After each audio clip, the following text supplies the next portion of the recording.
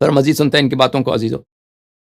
میں اس آج کے حصے کی گفتگو ختم کرتے ہوئے آخری ریفرنس نہج البلاغہ سے کوٹ کر رہا ہوں۔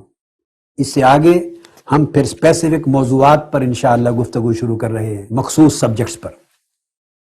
نہج البلاغہ معروف کتاب ہے جس کا تعارف کروانے کی کسی کو ضرورت نہیں۔ اس میں خطبہ نمبر 127 ہے۔ سیدنا مولا علی المرتضیٰ علیہ السلام کرم اللہ وجہ الکریم رضی اللہ تعالی عنہ، وہ صفین کے بعد جب خوارج الگ ہو گئے تو اس موقع پر خطبہ ارشاد فرماتے ہیں، احکام دین واضح کرتے ہیں اور فکری اور اعتقادی شبہات کا رد کرتے ہیں۔ مولا علی المرتضیٰ رضی اللہ تعالی عنہ، نہج البلاغہ خطبہ نمبر 127 میں ریپیٹ کر رہا ہوں، ذہن نشین کر لیں۔ یہ تو عربی کا ہے اور ہر ایک میں جب خطبہ نمبر بتا دیا تو ریفرنس بڑا ایزی ہے۔ اس میں مولا علی شیر خدا رضی اللہ تعالیٰ عنہ یہی بات جو میں نے تمام کتب حدیث کے ذریعے کہی اور آخر میں سیدنا مولا علی المرتضیٰ کرم اللہ وجہ الکریم کے حوالے سے کہی، وہ بات سیدنا علی شیر خدا خود فرماتے ہیں۔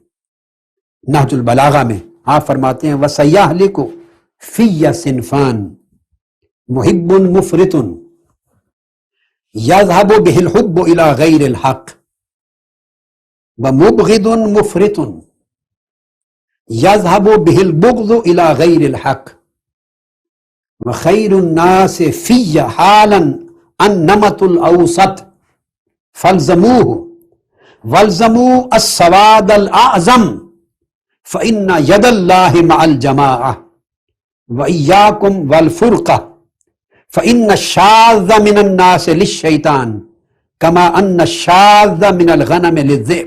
مولا علی شیر خدا رضی اللہ تعالیٰ عنہ نے فرمایا کہ یقیناً میری وجہ سے، میری ذات کے بارے میں عقیدہ رکھنے کی وجہ سے، میری شان کے حوالے سے دو گروہ ہلاک ہو جائیں گے، اور دونوں گروہوں کو ہلاک ہونے والوں کو فرقہ کہا، ہلاک ہو جائیں گے۔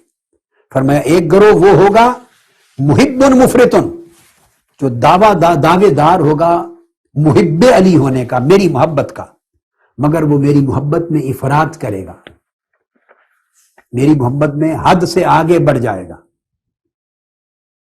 اور آپ نے اس افراط کی تشریح کی ہے، فرمایا یذہب بہ الحب الی غیر الحق، میری محبت میں اور میری محبت کے باعث وہ حق کو چھوڑ دے گا۔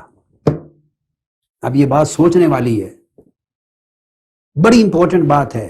یہ نہج البلاغہ ہے اور مولا علی شیر خدا رضی اللہ تعالیٰ عنہ اپنے دور خلافت میں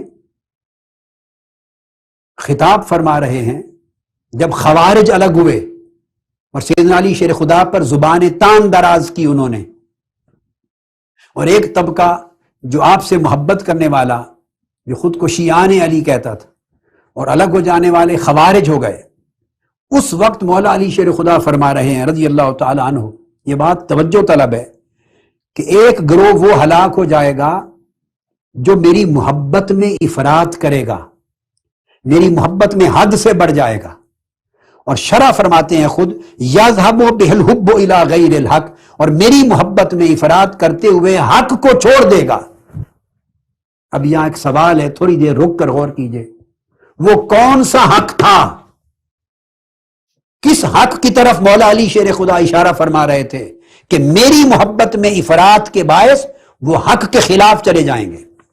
آگے جب ہم انشاءاللہ، چونکہ یہ کئی روز کا سلسلہ ہے تو اس سبجیکٹ پر تفصیل سے حوالہ جات آئیں گے، اس وقت ہر چیز آپ کے سامنے آ جائے گی کہ کس حق کی طرف اشارہ فرما رہے ہیں کہ اس حق کو چھوڑ دیں گے، اور چھوڑنے کا سبب میری محبت میں غلو اور میری محبت میں افراط بنے گا۔ کون سا حق تھا؟ وہ اصحاب ثلاثہ خلفاء راشدین تھے، آقا علیہ السلام کے محبوب اور مقرب اور وفادار معتمد ساتھی، مولا علی شیر خدا کے ساتھی، جن کو اخوان کہتے، جنہیں یاد کر کر کے آپ روتے تھے، اور دنیا کے سامنے جن کی منقبتیں بیان کرتے، جن کے شب و روز کے حوال بیان کرتے اور کہتے خدا کی قسم وہ جو اصحاب رسول تھے تم ساروں میں ایک شخص بھی ان جیسا نظر نہیں آتا، نہ کسی کا دن ان کے دن جیسا، نہ کسی کی رات ان کی رات جیسی۔ اس کا تذکرہ آگے آئے گا. وہ اصحاب محمد صلی اللہ علیہ وآلہ وسلم اسی نہج البلاغہ میں ہے آگے خطبہ، انشاءاللہ آگے میں کوٹ کروں گا. میرے معزز ناظرین،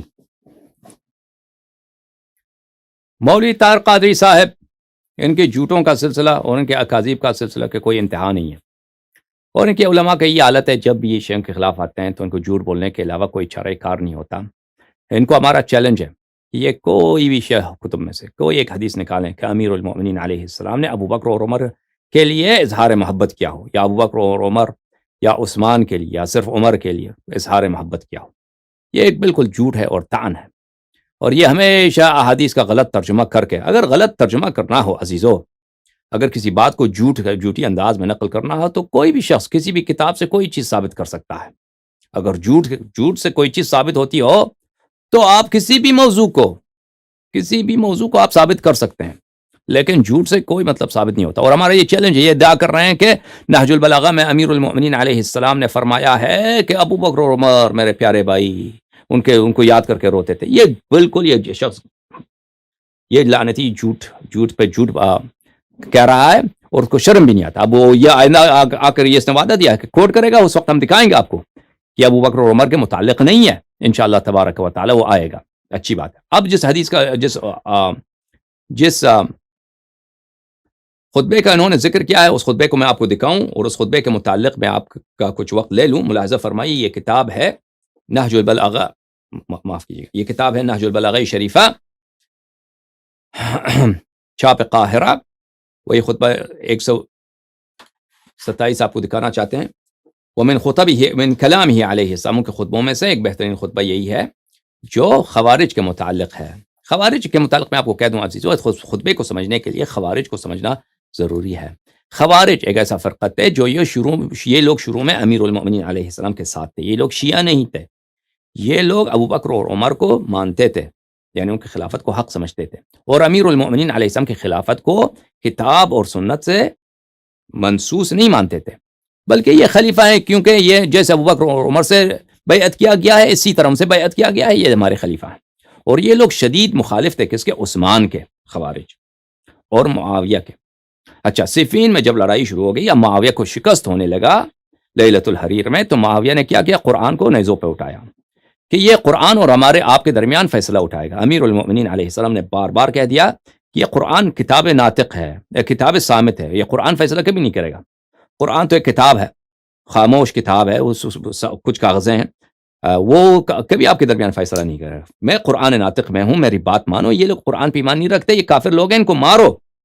تو یہی لوگ جو ابو بکر عمر کے ماننے والے لوگ امیر المؤمنین علیہ السلام کے لشکر میں تھے اور عثمان کے خلاف بغاوتی تھے. تو انہوں نے کہا کہ نہیں، ہم یہ کیسے کر سکتے ہیں؟ یہ تو قرآن، یہ تو اتنی اچھی بات کہہ رہے ہیں کہ قرآن ہمارے اور آپ کے درمیان قضاوت کرے، قرآن کو ہم قاضی بناتے ہیں، قرآن کو حکم مانتے ہیں، تو آپ کیسے یہ بات کر سکیں؟ آپ یا امیر المؤمنین، آپ کو کرنا ہوگا ان کے ساتھ قرآن کو حکم بنانا ہوگا. تو امیر المؤمنین علیہ السلام نے لاکن کو سمجھا، ان لوگوں نے تلوار اٹھایا مولا کے خلاف، تلوار اٹھایا. نہیں، آپ یہاں پہ جنگ روک دیں یا ہم آپ کو قتل کریں گے. اتنی اچھی پہ وہ تجویز دے رہے ہیں کہ قرآن فیصلہ سنائے. اب قرآن کیا فیصلہ سنائے گا بھائی؟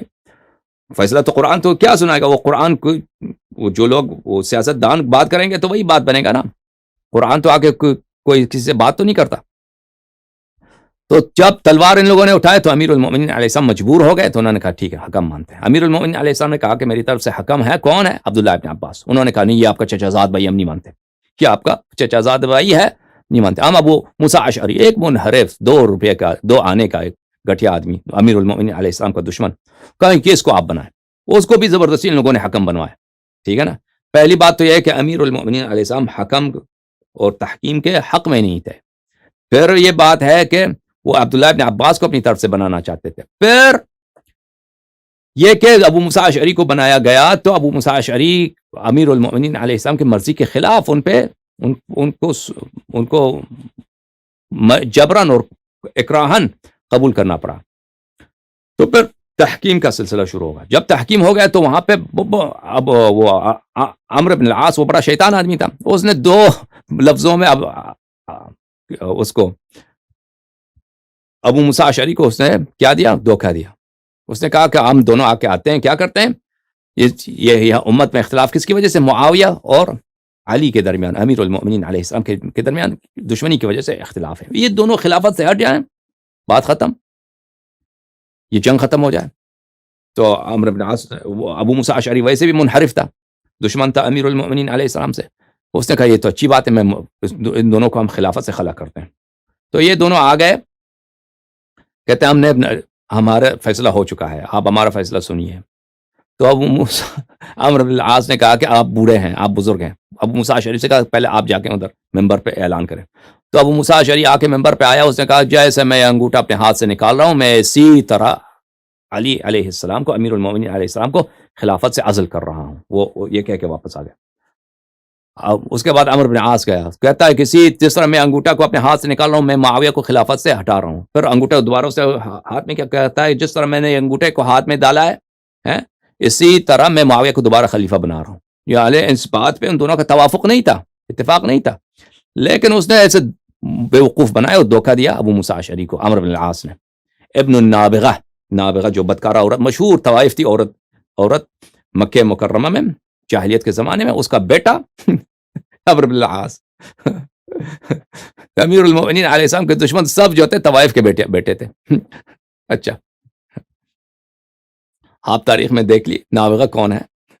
عمری حضرات کو کہتا ہوں، آپ دیکھیے عمرو بن العاص کا نسب دیکھیے، اس کے نسب میں کتنے لوگ داخل تھے، کتنے باپ تھے، آبا تھے، اس میں شریک تھے. اچھا، آگے جا کے عزیزوں پھر جنگ بغیر فیصلے کے رہا نا. معاویہ کو تو شکست تو ہو چکا تھا، وہ نابودی کی سرحد پہ پہنچ چکا تھا، لیکن اس کو جان بچانے کا موقع مل گیا. معاویہ کو جان بچانے کا موقع مل گیا. اس طرح جنگ ختم ہو گیا صفین کا. جب یہ واپس آ گئے تو خوارج نے کیا کہا؟ وہی لوگ جنہوں نے تحکیم کی بات کی تھی اور امیر المؤمنین علیہ الصلوۃ والسلام کے خلاف بغاوت کیا تھا جنگ میں، انہوں نے کہا کہ یہ غلطی ہو گئی ہم سے غلطی ہو گئی ہے، یہ بہت بڑا گناہ صادر ہو گیا. ہم نے حکم بنایا عمرو بن العاص کو اور ابو موسیٰ اشعری کو، یہ بہت بڑا گناہ کبیرہ ہے، اور گناہ کبیرہ کفر ہے. ہم سب کافر ہو گئے، لذا ہم سب کو دوبارہ توبہ کرنا چاہیے، دوبارہ اسلام میں داخل ہونا پڑے گا. تو ان کا فتویٰ کیا تھا کہ سب مسلمان کافر ہیں، سب مسلمان کافر ہو چکے ہیں. گناہ کبیرہ کفر ہے، تحکیم کفر تھا، گناہ کبیرہ کفر ہے، سب مسلمان جو ہے مرتد ہو چکے ہیں سوائے ہم کے. اور امیر المؤمنین علیہ السلام کے پاس آئے، کہا کہ آپ بھی توبہ کر لیں، دوبارہ اسلام میں داخل ہو جائیں. امیر المؤمنین علیہ السلام نے کہا کہ میں کیا توبہ کروں، میں نے غلط کام ہی نہیں کیا ہے، میں نے جو بھی کیا صحیح کیا ہے. میں نے جو آپ لوگوں نے مجھے اکراہ کیا ہے، جو بھی کہ وہ میرا فعل نہیں تھا، تحکیم وہ آپ لوگوں کا فعل تھا. تو اس کے بعد انہوں نے کیا کیا؟ خوارج نے مسلمانوں کو قتل کرنے لگے. جہاں بھی کوئی مسلمان ملتا تھا اس کا مال چھینتے تھے، اس کو قتل کرتے تھے خوارج. اور انہوں نے اپنا شعار یہی بنا تھا، لا حکم الا للہ، حکم صرف اللہ کا ہے. ہم نے حکم بنایا کسی کو، یہ اللہ کے حکومت کے خلاف ہے. اور وہ جو ہے کیا کرتے تھے، اپنا سر پورا سر بال رکھتے تھے، لیکن سر کے بالکل وسط میں، سر کے بالکل درمیان میں، یہاں پہ ٹنڈ کرتے تھے، بال بالکل ٹنڈ کرتے تھے. یہ ان کی علامت تھی ملعونوں کی. یعنی عجیب شکل، باقی بال یہ داڑھی سب کچھ صحیح ہے، لیکن درمیان یہاں پہ وہ بالکل ٹنڈ کیا ہوا ہے، ہلکا گرد، ایسا جیسے سر پہ کوئی تاج ہے، یہاں پہ درمیان بالکل ٹنڈ کیا ہوا. یہ ان کے شعار تھا. سمجھ میں آ رہی نا بات آپ کو؟ ہاں. تو یہ خطبہ امیر المؤمنین علیہ السلام جس کو یہ کوٹ کر رہے ہیں، یہ خوارج کے خلاف ہے. اب یہ بات کیونکہ یہاں پہ اس میں کہ آپ سواد اعظم کے ساتھ رہیے، اس خطبے میں یہ جملہ ہے. تو اس کے لیے سمجھنا ہوگا اس ماحول میں، اس محیط میں یہ خطبہ ادا کیا گیا ہے. تو ابھی ہم وہ پس منظر اگر آپ پیش رکھیے تو آپ کو پتہ چل جائے گا کہ اس میں اکثریت کی بات نہیں ہے کہ آپ اکثریت کے ساتھ رہیے. ملاحظہ فرمائیں یہاں پر یہ خطبہ میں آپ کے لیے ترجمہ کرتا ہوں. فَإِنْ أَبَيْتُمْ إِلَّا أَن تَزْعَمُوا أَنِّي أَخْطَأْتُ وَضَلَلْتُ. امیر المؤمنین علیہ الصلوۃ والسلام کہتے ہیں خوارج سے کہ اگر تم اسی بات پہ اصرار کرتے ہو اور اس کے سوا کسی اور بات کو نہیں مانتے کہ میں گمراہ ہوں، کہ میں خطا کر چکا ہوں، میں گمراہ ہو چکا ہوں، میں کافر ہو چکا ہوں، تو تم دوسرے مسلمانوں کا کیا قصور ہے کہ سب مسلمان کافر ہو گئے؟ حکم نے تم نے مجھ سے منوایا، اب سب مسلمانوں کی تکفیر، اور ان سب کو جہاں بھی تمہیں ملے اس کو قتل کرو. مسلمان کہیں بیچارہ مسافر چل رہا ہے، اس کو قتل کرو راستے میں، اس کی عورت کو قتل کرو، اس کے مال کو چھین لو، یہ کام کرتے تھے خوارج۔ اچھا اگر تم یہ کہتے ہو کہ میں نے گناہ کیا ہے، میں خطا کار ہوں، فَلِمَا تُضَلِّلُونَ عَامَّةَ أُمَّةِ مُحَمَّدٍ صلی اللہ علیہ وآلہ بِضَلَالِهِ، کیوں میری گمراہی کی وجہ سے تم سب امت اسلامیہ کو، سب امت رسول خدا صلی اللہ علیہ وآلہ وسلم، ان سب کو تم گمراہ مانتے ہو؟ گمراہ بھی کیسے گمراہ کہ یہ کافر ہو چکے ہیں، مرتد ہیں، کہ یہ کیا ہے، مہدور الدم ہے، ان کا قتل کرنا جائز ہے۔ وَتَأْخُذُونَهُمْ بِخَطَئِ، اور میری خطا کو، میری گناہ کو، میری گناہ کی وجہ سے ان کو تم مواخذہ کرتے ہو۔ وَتُكَفِّرُونَهُمْ بِذُنُوبِ، اور تم تکفیر کرتے ہو امت اسلامیہ کو میری گناہ کی وجہ سے۔ میری کوئی گناہ نہیں ہے، لیکن اگر تم کہتے میں گناہ کار، اگر میں گناہ کار ہوں تو میری گناہ کی وجہ سے دوسروں کو کیوں تم تکفیر کرتے ہو؟ سیوفکم علی عواتقکم تضعونها مواضع البرع والسقم، تم نے اپنے کندھوں پہ اپنا تلوار اٹھایا ہوا ہے، اسلحہ تمہارے ساتھ، تم ہر جگہ مسلمانوں پہ حملہ کرتے ہو۔ تضعونها، تم حملہ کرتے ہو، تم ان تلواروں سے حملہ کرتے ہو، مواضع البرع والسقم، صحیح اور سقیم پر، سالم اور بیمار پر۔ کوئی ایک شخص سالم ہے، صحت مند ہے، اور ایک شخص بیمار ہے، سب پہ تم کسی پہ رحم نہیں کرتے کہ یہ سب کافر ہیں، مار دو ان کو۔ وَتَخْلِطُونَ مَنْ أَذْلَبَ بِالذَّنْبِ مَنْ أَذْلَبَ بِمَنْ لَمْ يُذْنِبْ، اور بے گناہ کو گناہ کار جیسے ہی سمجھتے ہو، ان دونوں کو ایک ہی پائے پہ سمجھتے ہو۔ اب پوری امت نے تو حکم کسی کو نہیں بنایا نا، میں نے حکم بنایا۔ تو اگر تم کہتے ہیں کہ حکم بنانا کفر ہے، گناہ کبیرہ کفر ہے، تو وہ میرا ہے، تم دوسرے مسلمانوں کو کیوں قتل کرتے ہو، حرامیو؟ وقد علمتم، اور تمہیں پتہ ہے کہ رسول پاک صلی اللہ علیہ وآلہ وسلم گناہ کبیرہ کے مرتکب کو کافر نہیں کہتے تھے۔ رسول پاک صلی اللہ علیہ وآلہ وسلم نے کسی کا رجم کیا ہے، جس نے محسن تھا اس نے زنا کیا تو اس کو رجم کیا ہے، یا کسی نے چوری کیا اس کا ہاتھ کاٹا ہے، لیکن اس کے بعد جس چور نے جس کا ہاتھ کٹایا وہ مسلمانوں کے عورتوں کے ساتھ شادی کیا، اس کا کوئی باپ مرا ہے تو اس کو میراث ملا، یعنی سب احکام اسلام اس پہ جاری ہیں، وہ مسلمانوں جیسا اس کو حق حاصل ہے۔ ایسا نہیں ہے کہ وہ گناہ کبیرہ کی وجہ سے وہ کافر ہو چکا ہے۔ وقد علمتم، اور تمہیں پتہ ہے کہ رسول اللہ صلی اللہ علیہ وآلہ وسلم نے رجم الزانی المحسن، جو شادی شدہ مرد ہے، اس نے زنا کیا، اس کو پیغمبر صلی اللہ علیہ وآلہ وسلم نے کیا ہے، اس کو رجم فرمایا ہے۔ ثم صلی علیہ، پھر اس کے بعد اس پہ رجم کے بعد اس پہ نماز پڑھا ہے کہ مسلمان ہے، نماز میت اس کی ادا فرمایا خود۔ ثم ورث اہلہ، اس کی میراث اس کے اہل خانہ کو دیا ہے۔ وقتل القاتل وورث میراث اہلہ، قاتل کو قتل کیا ہے، اس کے بعد اس کے مال کو اس کے اہل خانہ میں بانٹا ہے۔ ایسا نہیں کیا کہ اب یہ قاتل جو ہے یہ کافر حربی ہے، اس کا مال جو ہے بیت المال میں جائے گا، نہیں، کافر حربی نہیں ہے، وہ مسلمان ہے، گناہ کار تھا، اس نے زنا کیا ہے، ٹھیک ہے زنا کیا ہے، اب اس پہ نماز پڑھیں گے، نماز پڑھانے کے بعد اس کے اہل عیال کو اس کا میراث دیا ہے رسول پاک صلی اللہ علیہ وآلہ وسلم نے۔ کبیرہ کے مرتکب کو، گناہ کبیرہ کے مرتکب کو رسول پاک صلی اللہ علیہ وآلہ وسلم نے کافر نہیں ٹھہرایا ہے۔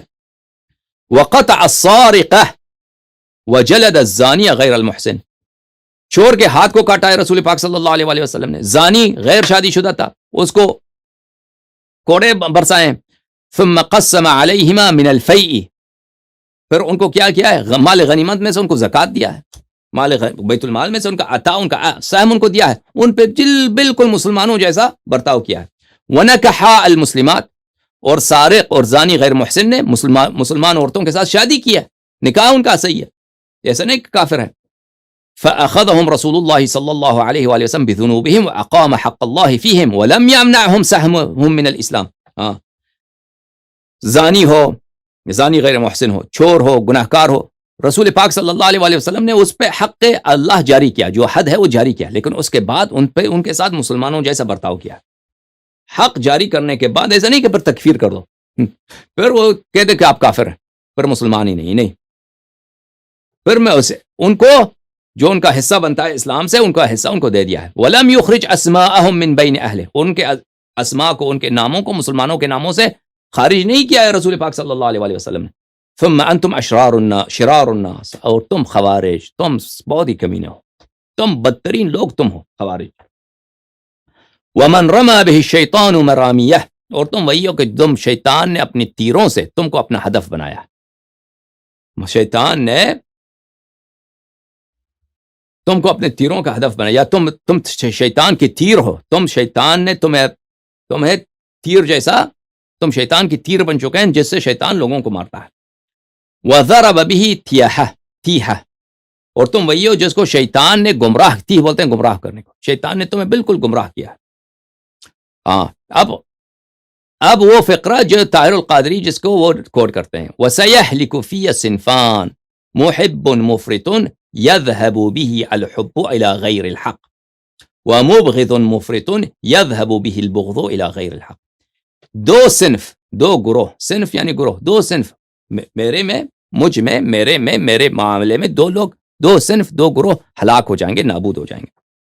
ایک محب مفرط، اور جو ایک وہ لوگ ہیں جو میری محبت میں افراط کریں گے، محبت میں افراط کریں گے۔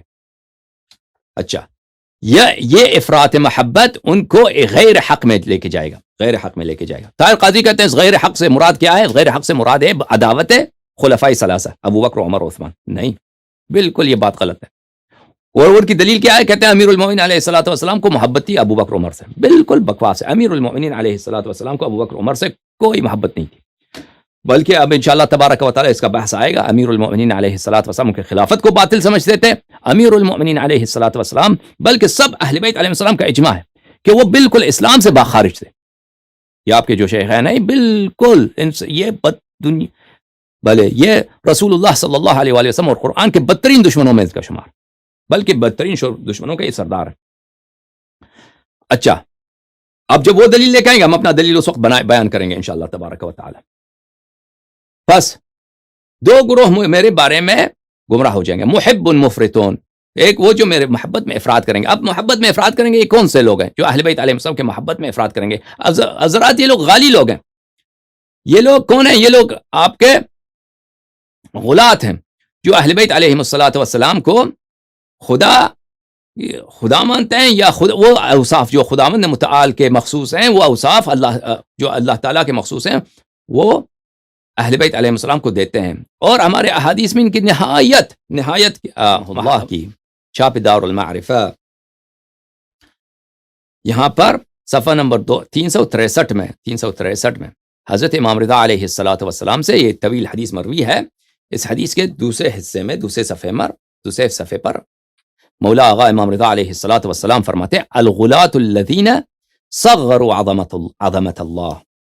غلاۃ وہ ہیں، غالی وہ لوگ جو اہل بیت علیہ الصلوۃ والسلام میں حد سے بڑھتے ہیں، غلو کرتے ہیں، ان کو عبودیت کے درجے سے نکالتے ہیں، الوہیت کے مدارج پہ پہنچاتے ہیں۔ یہ وہ لوگ ہیں جنہوں نے اللہ کو چھوٹا بنایا ہے، صغروا عظمت اللہ، اللہ کو انہوں نے چھوٹا بنایا۔ فمن احبہم فقد ابغضنا، جو غالی سے محبت کرے نستجیر باللہ، تو غالی کو کوئی مقرر ہے، تقریر بڑا اچھا کرتا ہے، وہ ایسے فضائل بیان کرتا ہے نا، فضائل جھوٹے فضائل، امیر المومنین علیہ السلام کو خدا سے لڑاتا ہے اور خدائی جیسا اوصاف دیتا ہے۔ وہ بہت زیادہ ہیں پاکستان میں، ہندوستان میں بہت زیادہ ہیں۔ وہ بالکل وہ بیچارے وہ بھی ایسے ہیں کہ وہ مستضعف فی الدین ہیں، وہ بے وقوفی کی وجہ سے، کم علمی کی وجہ سے، نادانی کی وجہ سے ان کو فضائل، اور ان کو پتہ نہیں کہ حق فضائل بہت زیادہ ہیں، اہل بیت علیہ السلام کے حق فضائل بہت زیادہ ہیں۔ اس کوئی ضروری نہیں کہ آپ ان کو خدا بناؤ، بلکہ کفر ہے کہ ان کو خدا بناؤ یا خدا جیسے صفات دے دو۔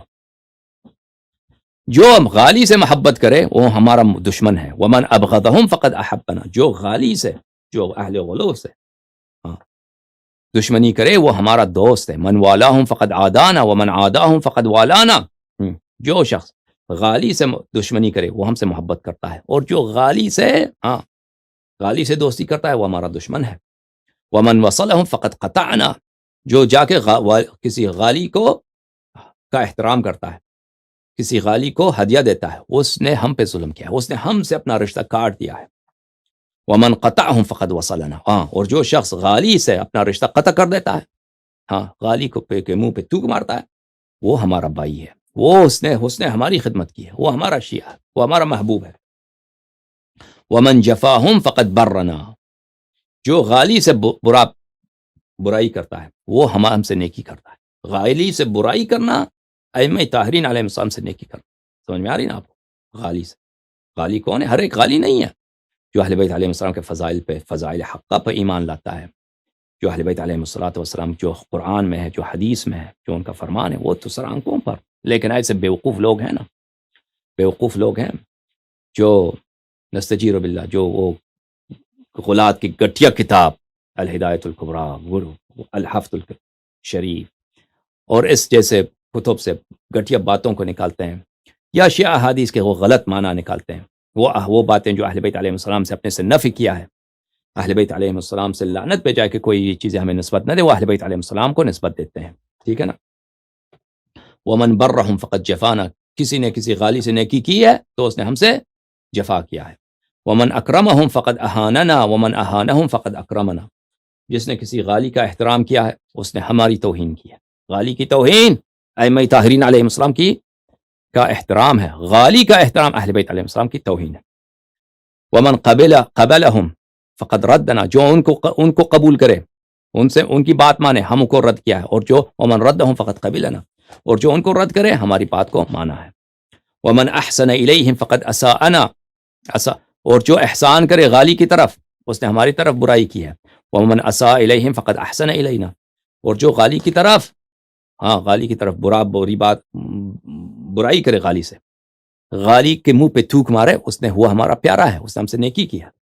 ومن صدقہم فقد کذبنا ومن کذبہم فقد صدقنا، جو غالی کی بات کی تصدیق کرتا ہے کہ آپ صحیح کہہ رہے ہیں، اس نے ہماری تکذیب کی ہے، اور جس نے تکذیب غالی کی ہے اس نے تصدیق ہماری کی ہے۔ ومن اعطاہم فقد حرمنا، جو غالی کو عطا کرے اس نے ہمیں محروم کیا ہے، اور جو غالی کو محروم کرے اس نے ہمیں عطا کیا ہے۔ یا ابن خالد من کان من شیعتنا فلا يتخذن منهم ولیا ولا نصیرا، جو ہمارا شیعہ ہو، یا ابن خالد مان سمجھ جاؤ کہ غالی کو کبھی اپنا دوست، اپنا بھائی نہ ماننا۔ ملاحظہ فرمائیے، یہ کتاب ہے خصال شیخ صدوق رحمہ اللہ کی، طبع مکتبۃ الصدوق۔ یہاں پہ صنفان لا نصیب لہما فی الاسلام، دو گروہ ہیں جو بالکل مسلمان ہی نہیں۔ القدریہ، رسول اللہ صلی اللہ علیہ وآلہ وسلم نے فرمایا کہ دو گروہ ہیں کہ وہ مسلمان ہی نہیں، ان کا اسلام سے کوئی رابطہ ہی نہیں، ایک غالی اور ایک قدریہ، ایک غالی اور ایک قدریہ۔ قدریہ کس کو بولتے ہیں؟ قدریہ مجبرہ کو بولتے ہیں، اہل جبر کو، جو بولتے ہیں آپ، میں نے یہ ہاتھ اٹھایا ہے، نہیں میں قلب سے لکھ رہا ہوں، یہ اللہ لکھ رہا ہے، یہ اللہ کا نے ایک کام کیا، میرا کوئی اس میں اختیار ہی نہیں، یہ بولتے ہیں جبریہ۔ اور ایک غالی ہیں، اور غالی خود بھی جبریہ ہوتے تھے، بہت سارے غالی ہوتے تھے وہ جبر کے بھی قائل ہوتے تھے۔ سمجھ میں آئی بات؟ آپ فرمائیے، یہ کتاب ہے اختیار معرفت الرجال المعروف بالرجال الکشی، شیخ توسی صاحب کی کتاب۔ یہاں پہ ملاحظہ فرمائی صفحہ نمبر 102 میں، یہاں پہ روایت ہے حدیث نمبر 172، امام صادق علیہ السلام نے فرمایا، خدا لعنت کرے عبداللہ ابن سبا کو، انہ ادعا الربوبیت فی امیر المؤمنین علیہ السلام، اس نے ادعا کیا کہ امیر المؤمنین علیہ السلام رب ہیں، خالق ہیں، رازق ہیں۔ وکان واللہ امیر المؤمنین علیہ السلام عبدا للہ طائعا، خدا کی قسم امیر المؤمنین علیہ السلام اللہ کے بندے تھے، اللہ کی اطاعت کرتے تھے۔ الویل لمن کذب علینا، جہنم کی آگ ہو اس شخص کے لیے جو ہم پہ جھوٹی بات ہمیں نسبت دیتا ہے۔ وَإِنَّ قَوْمًا يَقُولُونَ فِينَا مَا لَا نَقُولُهُ فِي أَنفُسِنَا نَبْرَأُ إِلَى اللَّهِ مِنْهُمْ، ایک ایسا قوم ہے جو ہمارے متعلق ایسے فضائل ہمیں نسبت دیتا ہے جو ہم اس کے قائل نہیں ہیں، ہم خود ان فضائل کے قائل نہیں ہیں۔ فضائل صرف وہی دینا ہے نسبت اہل بیت علیہ السلام سے جو وہ خود کہیں، زیارت جامعہ کبیرہ پڑھیں، کیسے فضائل ہیں، خطب امیر رسول اللہ صلی اللہ علیہ وآلہ وسلم غدیر خم میں، مولا امیر المؤمنین علیہ السلام کے شان میں کیا خطبے ہیں، کیا فضائل کی کیا کمی ہے، کتاب الحجہ، کتاب الکافی میں کیا فضائل ہیں، وہ سب متروک، وہ سب کوئی پڑھتا ہی نہیں ہے اور جھوٹی فضائل لوگ بناتے ہیں۔ فرمایا کہ جو فضائل کوئی ہمیں نسبت دے جو اس کے ہم خود قائل نہیں، ہم اس سے ہم وہ ہمارا دشمن ہے، ہم بیزار ہیں اس شخص سے۔ یہ کتاب اعتقادات ہے جناب شیخ صدوق رحمہ اللہ کی، شیخ صدوق رحمہ اللہ، ٹھیک ہے۔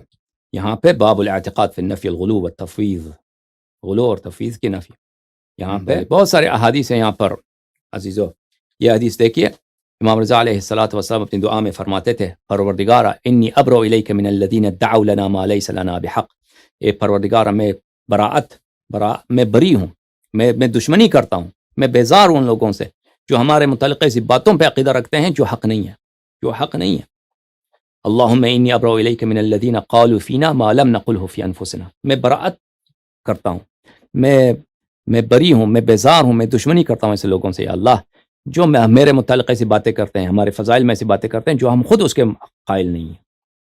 اللہم لک الخالق ومنک الامر، اے اللہ خالق صرف تو ہے، منک الامر وإیاک نعبد وإیاک نستعین، انت خالقنا وخالق آبائنا الاولین وآبائنا الآخرین، اللہم لا تلیق الربوبیت الا بک، پروردگار ربوبیت کا لائق تو صرف تو ہے، خدائی کا لائق صرف تو ہے، ولا تصلح الالہیت الا لک، الہیت صرف تیرے لیے ہے، فلعن النصارى الذين صغروا عظمتك ولعن المضاهين لقومهم من بریتك، نصارہ کو لعنت کر جنہوں نے تیرے عظمت کو چھوٹا بنایا ہے، انہوں نے تجھے باپ بنایا ہے کہ تو عیسیٰ علیہ السلام کا باپ ہے، اور جو لوگ نصارہ جیسی بات کریں، اس طرح حدیث ہمارے پاس بہت ہیں غلاۃ کی مذمت میں، ٹھیک ہے نا عزیزو۔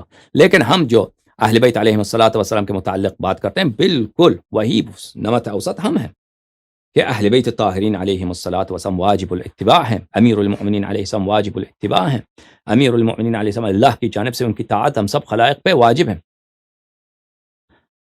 ملاحظہ فرمائیے، کتاب ہے المستدرک علی الصحیحین للحاکم النیسابوری، الجزء الثالث، طبع دار الفکر، سنہ 2009 میں کتاب چھپی ہے۔ ملاحظہ فرمائیے یہاں پر صفحہ نمبر 334 میں حدیث نمبر 4675 4675 وافقہ الذہبی فی التلخیص المستدرک قال صحیح، ذہبی نے بھی کہا ہے کہ یہ حدیث صحیح ہے۔ حدیث صحیح کون سی ہے میرے عزیزو؟ من اطاعنی فقد اطاع اللہ، رسول اللہ صلی اللہ علیہ وآلہ وسلم نے فرمایا جو شخص میری اطاعت کرے وہ اللہ کی اطاعت کرتا ہے، ومن عصانی فقد عصى اللہ، اور جو شخص میری معصیت کرتا ہے وہ اللہ کی معصیت کرتا ہے، اللہ کی نافرمانی کرتا ہے، ومن اطاع علی علیہ السلام فقد اطاعنی، اور جو شخص امیر، جو بھی شخص، یہ جس ماحول میں رسول پاک صلی اللہ علیہ وآلہ وسلم نے فرمایا، کون سا ماحول تھا؟ سب صحابہ بیٹھے تھے، ابو بکر، عمر، یہ لوگ صحابہ ہی تھے نا، ان سے کہا کہ جو میری اطاعت کرے وہ اللہ کی اطاعت کرتا ہے، جو میری معصیت کرے وہ اللہ کی معصیت کرتا ہے، اور جو امیر المؤمنین علیہ السلام کی اطاعت کرے اس نے میری اطاعت کی ہے، ومن عصى علیا فقد عصانی، اور جس نے میری امیر المؤمنین علیہ السلام کی معصیت کی اس نے میری معصیت کی ہے۔ تو یہ سب صحابہ پہ ان کو واجب الطاعہ بنانے کا حکم ہے، سب صحابہ پہ واجب الطاعہ بنانے، ہمارا یہی عقیدہ ہے کہ امیر المؤمنین علیہ الصلوۃ والسلام واجب الطاعت امام تھے، رسول پاک صلی اللہ علیہ وسلم کے حیات میں امام تھے، ان کی حیات اقدس میں امام تھے، لیکن وہ رسول پاک صلی اللہ علیہ وسلم کے احترام میں کوئی امر نہی نہیں کرتے تھے، لیکن ان کو حق اطاعت حاصل تھا اسی زمانے میں، وہ اسی زمانے میں ولی تھے، اسی زمانے میں اللہ کے خلیفہ تھے، اور بعد الرسول صلی اللہ علیہ وآلہ وسلم تو بالکل واضح روشن ہے کہ ان کا کیا مقام۔ روایت کی ہے، ملاحظہ فرمائے صفحہ 341 میں حاکم نیسابوری نے 4699، ابو ذر نے روایت کی ہے، قال قال رسول اللہ صلی اللہ علیہ وآلہ علی بن ابی طالب سلام من اللہ علیہما وآلہما، رسول پاک صلی اللہ علیہ وآلہ وسلم نے اپنے بھائی امیر المؤمنین علیہ السلام سے خطاب میں فرمایا، من اطاعنی فقد اطاع اللہ، جس نے میری اطاعت کی ہے اس نے اللہ کی اطاعت کی، ومن عصانی فقد عصى اللہ، ومن اطاعک فقد اطاعنی، جس نے میری اطاعت کی اس نے اللہ کی اطاعت کی، اور جس نے میری معصیت کی اس نے اللہ کی معصیت کی ہے، ومن اطاعک، اور جس نے تیری معصیت اطاعت کی اس نے اللہ کی اس نے میری اطاعت کی ہے، اور جس نے میری ومن عصاک، اور جس نے تیری معصیت کی ہے اس نے میری معصیت کی ہے، یعنی بالکل امیر المؤمنین علیہ السلام کی طاعت مساوی ہے طاعت الرسول طاعت اللہ، اور ان کی معصیت مساوی ہے معصیت الرسول معصیت اللہ تعالی۔ تو یہی مقام امامت ہے نا، واجب الطاعہ، ہر جزئی اور کلی میں، ہر صغیر و کبیر میں ان کا حکم ماننا ہم، اور ان کی محبت واجب، ان کی اتباع واجب، اور یہ ان کی عصمت کی بھی دلیل۔ اس طرح کے دلائل تو ہمارے پاس ہزاروں کے ہزار ہیں۔ ہم نمط اوسط پر ہم ہیں، ہم نہ مفرط غال ہیں اور نہ مفرط قال، ہم نہ ان سے ان کی طاعت میں، ان کے حق میں دشمنی کرنے والے تو آپ لوگ ہیں جناب۔ دیکھیں یہ خطبہ یہی تو ہے نا، خطبہ وَسَيَهْلِكُ فِيَ صِنْفَانِ، دو صنف ہوں گے، دو طبقے ہوں گے جو مجھ میں میری وجہ سے وہ ہلاک ہو جائیں گے، ایک محب مفرط يَذْهَبُ بِهِ الْحُبُّ إِلَى غَيْرِ الْحَقِّ، جو ہے محب مفرط، جو ہے محبت اس کو غیر حق کی طرف لے کے جائے گا نا، میری محبت کی وجہ سے وہ باطل کے راستے پہ جائے گا۔ محبت میں امیر المؤمنین علیہ السلام کی محبت میں جو لوگ باطل کے راستے پہ گئے ہیں، مصداق واضح کون ہے؟ یہ غلاۃ ہیں، مصداق واضح، محبت اتنی بڑھ گئی کہ ان کو خدا بنایا، تعریف اتنی کرنے لگے کہ حق کو بھول گئے، اتنی تعریف کی کہ الوہیت کے منزل تک پہنچا دیا۔ ٹھیک ہے نا. یہ محبت کی وجہ سے، محبت کی وجہ سے وہ اہل بیت علیہ السلام کے دشمن بن گئے اور اہل بیت علیہ السلام کو لعنت کرتے ہیں، اور جو ان سے محبت کریں ان کو اہل بیت علیہ السلام لعنت کرتے ہیں. ٹھیک ہے نا. اور جو دوسرا طبقہ ہے وہ مبغض مفرط یذهب به البغض الى غیر الحق، اور مجھ سے بغض کرنے والے کہ میری بغض ان کو غیر حق کی طرف لے کے جاتا ہے، میری بغض ان کو غیر حق کی طرف. یہ تو ان کی سب سے واضح مثال صحابہ ہیں. امیر المؤمنین علیہ السلام کے بغض کی وجہ سے انہوں نے عثمان کے خون کا دعویٰ کیا. جو لوگ تاریخ جانتے ہیں وہ اچھی طرح جانتے ہیں کہ عثمان کے خون کو کن لوگوں نے اس کو قتل کیا تھا، اور ان لوگوں نے اس کا مطالبہ امیر المؤمنین علیہ السلام سے کیا، بالکل یعنی عوام کو بیوقوف بنانے کے لیے. اور ابھی تک عوام کو بیوقوف بنانے کے لیے یہی نعرہ دیا جاتا ہے کہ ان کی حکومت ہی نہیں ماننی تھی، ان لوگوں کو ان کی حکومت کو تسلیم ہی نہیں کرنے تھے. اسی لیے وہی لوگ مثلا عائشہ، طلحہ، زبیر جو تلاش کرتے تھے کہ عثمان قتل ہو جائے، عثمان قتل ہو جائے، عثمان کے قتل ہونے کے بعد ان کے خون کا مطالبہ کرنے لگے. اچھا، اس کے بعد فرمایا وخیر الناس فی حالا، جو لوگ میرے متعلق بہترین حال رکھتے ہیں، النمط الاوسط، جو اوسط کے طریق پر ہیں. فلزموہ، تم اس نمط اوسط کے ساتھ رہو. اب نمط اوسط میں کوئی اکثریت کی بات ہی نہیں ہے، ٹھیک ہے نا، اکثریت کی بات نہیں. والزموا السواد العظم، السواد العظم فإن يد الله مع الجماعة. فالزموا سواد العظم فإن يد الله مع الجماعة. تم سواد اعظم کے ساتھ رہو. سواد اعظم وہ گروہ ہے حق جس کے جو امام کے ساتھ ہے. اس زمانے میں جب خوارج مسلمانوں سے الگ ہو گئے تھے، خوارج مسلمانوں سے الگ ہو گئے تھے، تو امیر المؤمنین علیہ الصلوۃ والسلام جس جماعت میں تھے، لوگوں میں تھے، ان کی وجہ سے وہ جماعت سواد اعظم ہے. ان کی وجہ سے وہ جماعت حق ہے، جماعت حق، کیونکہ وہ جماعت حق پر ہے. خوارج تکفیر کرتے ہیں، سب مسلمانوں کے قتل کرتے ہیں، تو ان کے ساتھ رہو. اب اس میں یہ کوئی بات نہیں کہ تم ہمیشہ کے لیے جب بھی کوئی مسئلہ، اختلافی مسئلہ آ جائے، تم دیکھو کہ اکثریت کون ہے، تم اکثریت کی. اس میں یہ بات نہیں ہے، اس جملے میں یہ بات نہیں ہے. یہ خاص مقام پر، ایک خاص ماحول میں، ایک خاص پس منظر میں، جب خوارج وہ کچھ اقلیت لوگ تھے، وہ لوگ مسلمانوں سے الگ ہو گئے، سب مسلمانوں کی تکفیر کرتے ہیں، سب مسلمانوں کو جہاں ان کو ہاتھ لگے وہ قتل کرتے ہیں. ان کے مقابلے میں کہا گیا، سمجھ میں آ رہی نا. اب یہ کوئی بات نہیں ہے، ایسی بات نہیں ہے کہ ہر جگہ جہاں بھی، اس کا مطلب یہ نہیں کہ جہاں بھی تم دیکھو اختلاف کسی مسئلے پہ ہے تو دیکھو کہ اکثریت کہاں پر ہے، اس طرح کی بات ہی نہیں. فإن يد الله مع الجماعة، اللہ کا ہاتھ ہے اس جماعت کے ساتھ. کون سی جماعت کے ساتھ؟ بہت ساری احادیث آپ کو دکھائیں، جماعت اہل حق ہے، چاہے ان کی تعداد کم ہی کیوں نہ ہو. وإياكم والفرقة، اور اختلاف کرنے سے بچو، متحد رہو، اختلاف کرنے سے بچو. اس میں بھی کوئی اکثریت کی بات نہیں ہے. فإن الشاذ من الناس للشیطان، جو لوگ حق کے راستے کو چھوڑتے ہیں، حق کے راستے سے بھٹک جاتے ہیں، تو شیطان ان کو شکار کر لیتا ہے، وہ شیطان کا شکار بنتے ہیں. کما ان الشاذ من الغنم للذئب، جیسے کہ جو بیڑ ہوتے ہیں وہ اپنے گلے سے دور ہوتے ہیں تو ان کو بیڑیے ان کو شکار کرتے ہیں. اچھا، اگلے صفحے میں وہ فرماتے ہیں الا من دعا الى هذا الشعار فاقتلوه ولو كان تحت عمامة هذه. عمامہ بولتے ہیں پگڑی کو، پگڑی. اچھا، تو شعار کیا تھا، نعرہ کیا تھا؟ شعار بولتے ہیں علامت کو. کبھی یہ علامت الفاظ ہوتے ہیں، کبھی لباس ہوتا ہے. علامت، شعار عربی زبان میں شعار جو ہے اس کا مطلب ہے علامت. ان کی علامت کیا تھی؟ یہ ایک نعرہ تھا ان کا، لا حکم الا للہ، لا، یہ ایک نعرہ تھا. اور پھر وہ اپنا جو ہے سر ٹینڈ کرتے تھے، سب سر پہ بال رکھتے تھے، صرف درمیان میں وہ اتنا جو ہے گرد وہ سر اپنا ٹینڈ کرتے تھے. بہت عجیب و غریب ان کا حلیہ ہوتا تھا. تو فرمایا کہ الا من دعا الى هذا الشعار، الا یعنی جان لو، سن لو اچھی طرح، من دعا جو بھی اس شعار کی طرف، یہ خوارج کی جو علامت ہے، خوارج کی جو طریقہ کار ہے، اس کی طرف دعوت دے، اس کو قتل کرو. یہ خوارج کے کیا کہتے ہیں کہ سب مسلمان کافر ہیں، ان کو قتل کرنا جائز ہے. تو فرماتے ہیں کہ تم کو قتل کرو تم. اچھا، ولو کان تحت امامتی، چاہے کہ وہ میں ہی کیوں نہ ہوں، اگر میں بھی، یعنی وہ کہتے ہیں اگر اس اگر میں بھی خوارج کی طرف دعوت دینے والا شخص بنوں تو مجھے بھی تم قتل کرو. کہ میں کیا کروں کہ اگر میں کہہ دوں کہ سب مسلمان کافر ہو چکے ہیں، آپ سب کو مسلمانوں کو قتل کرتے ہیں، اگر ان کی جیسی بات کروں تو مجھے بھی قتل کرو.